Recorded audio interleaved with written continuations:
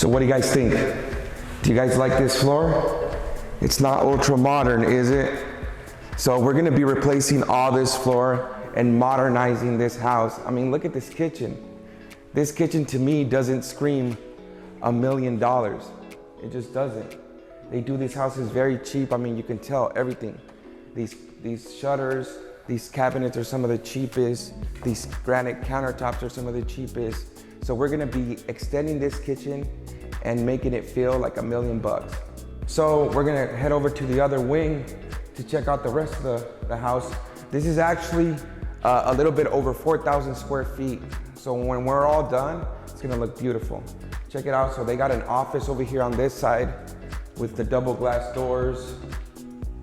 I mean, you know, this house has all the potential, but it's not hitting the right way right now. Check it out. This is kind of like a dining area, I guess. I don't know why they put a separation wall. I mean, you know, everything's open concept these days, you know, so this was built in 2019. I mean, we had open concept then. I don't know what the builder was thinking. But then again, a builder is always trying to save on whatever possible. So go in here, this is the master. It has access to the outside, which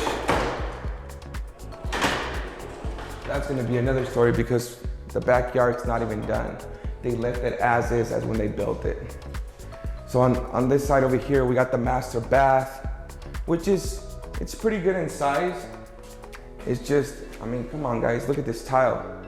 This should go in a $400,000 house, not in $1 million house.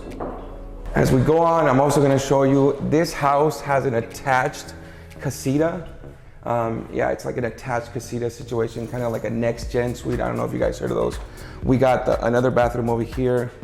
We got a bedroom over here, another bedroom, and then this is kind of like the separation area between the house and the casita.